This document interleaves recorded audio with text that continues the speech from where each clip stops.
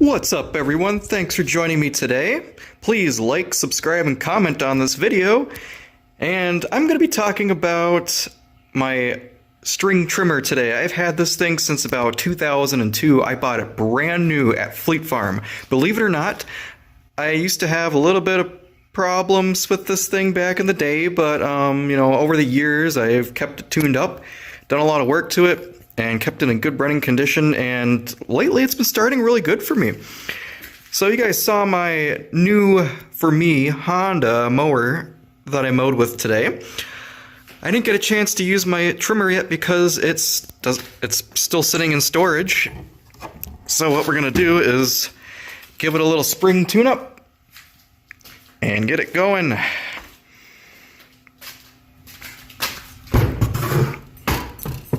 So what we're going to check is the spark plug, which is under there. Check the oil. Now if you have a 2-cycle, obviously you don't have to change the oil, but this is a 4-cycle trimmer with the expanded attachment system, so you can attach a edger or hedge trimmer, whatever you need for the job at hand. So, you can see the trigger's kind of sloppy, has a lot of play in it. Pretty old. It's a little bit loose, but you know what? It works. It's seen better days. Now, I completely drained this over the winter time, so there's no gas in it. So what we could actually do is blow this out, just if there's any debris in there.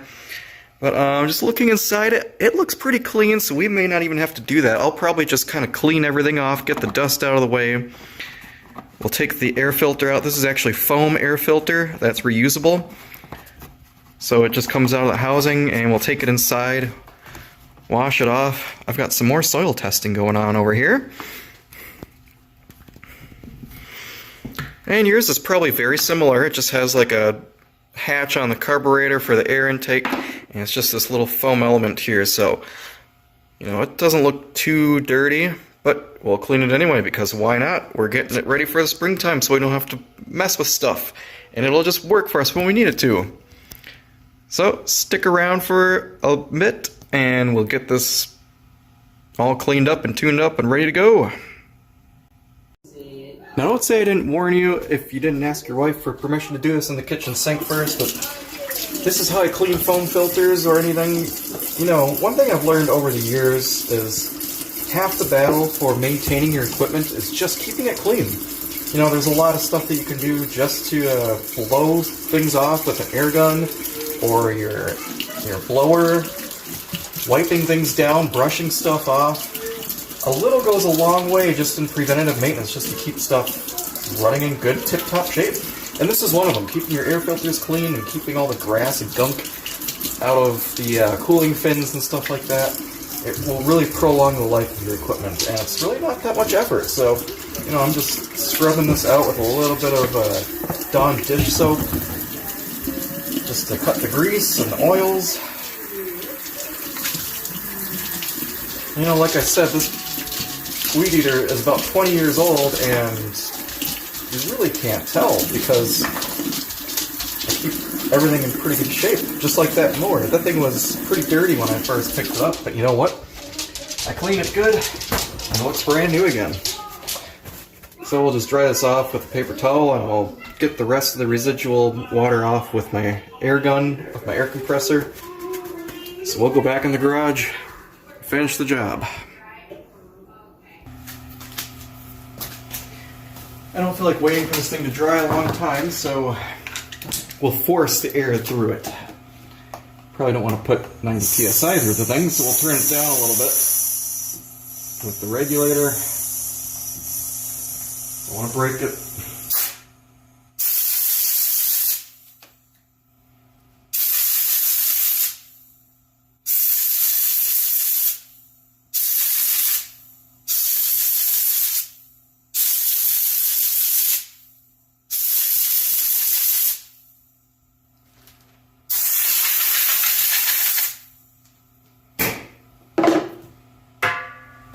Good as new.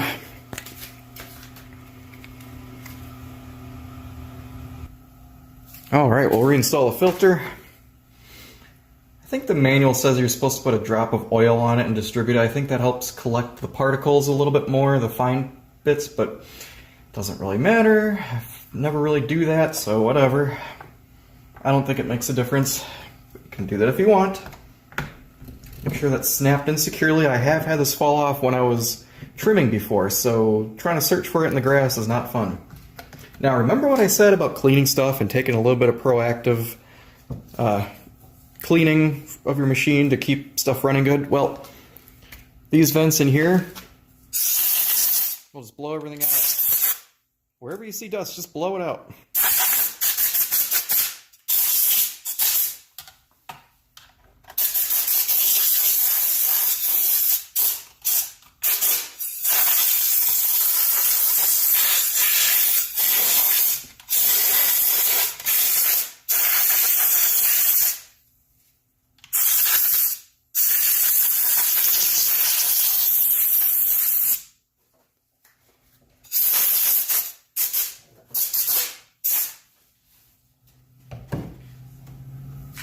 Okay, if you want to take it one step further, I mix a little bit of all-purpose cleaner. This is just super clean, mixed like 10 to 1. Wipe it down, look at that, it looks brand new now, more or less. You don't really need to do this, but I don't know, I like my stuff to look nice and clean and shiny, so it's worth it to me just to spend an extra couple of minutes wiping stuff down and keeping it looking good. And if you ever sell it at a garage sale or something, you might get an extra few bucks for it because it actually looks like it's been well cared for. Alright, next thing we want to do is check the oil. I think I changed this last fall, so it's probably okay. That's on there kind of tight, so use a helping hand.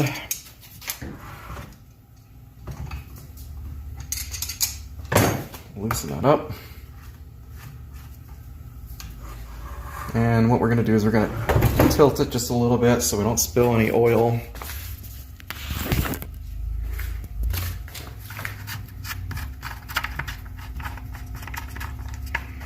And guys, this procedure, like I said, is specific to 4-cycle trimmers. This is a Ryobi,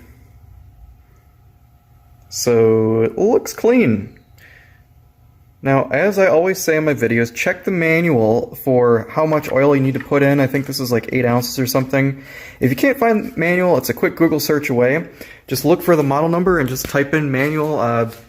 In this case, search for Ryobi 825R manual, and you'll probably find a couple of websites that actually host like a PDF of it. So, you know, if you hear me saying check the manual, and you don't have the manual because you bought something used like I do, well, that's pretty easy to find the replacement, so don't worry about it too much. Okay, so we'll put that back on, make sure it's nice and tight. That's good. If you want to check the spark plug, you could take this off, this whole shield here, and you can just look underneath it, but, you know, we'll just, I might need both hands for this, so once I get that off, we'll unscrew it and check the gap.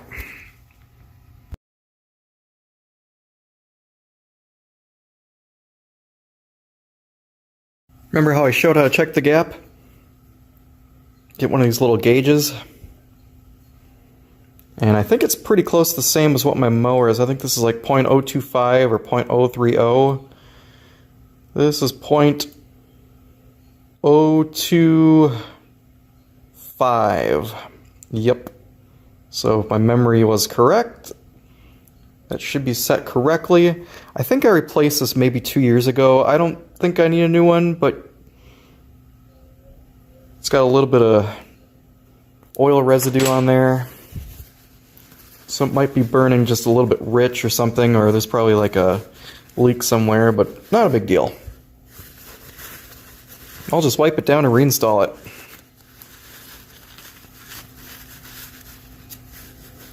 I know it was starting last year, so hopefully it starts up this year.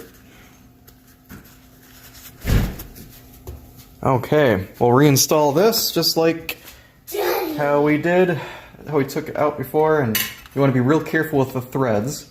I like to back it out left until you find the start of the threads, and then very gently work it back in by hand.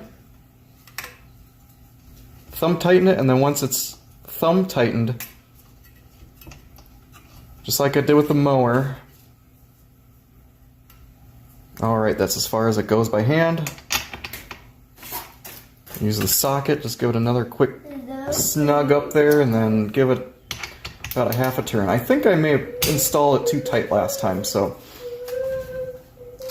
this doesn't give quite as much as the mower one, but that should be good and tight. Not over tight. We don't want to strip anything out.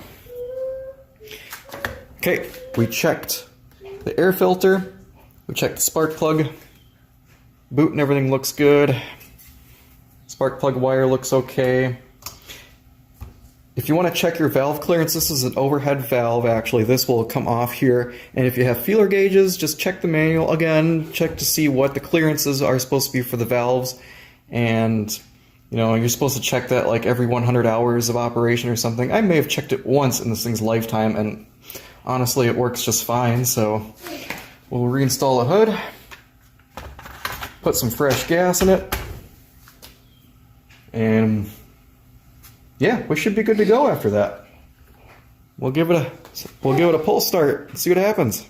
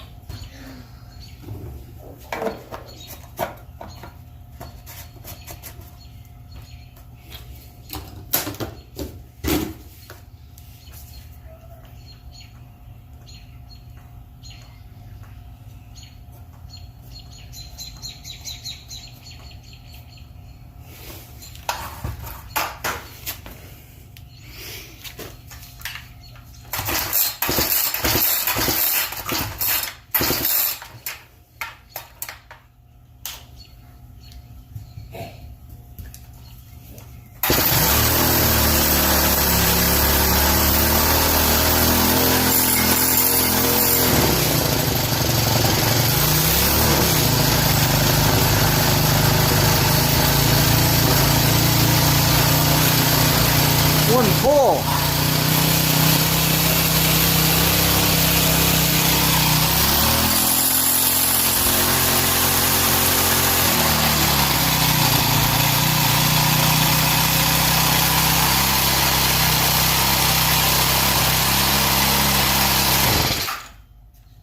Look at that. I must have stored it away great last year. So this thing has a kind of a weird starting procedure. If you look at the instructions here, you actually have to leave it in the opposition, prime it, and then I just pull it 5 times just to get it going. And then I turn it on, set it to the second choke position in the middle, and that's when it fired up. Once it warms up, you just turn the choke completely off, and that's the run position. And that's it. So, yeah, stick around for more videos.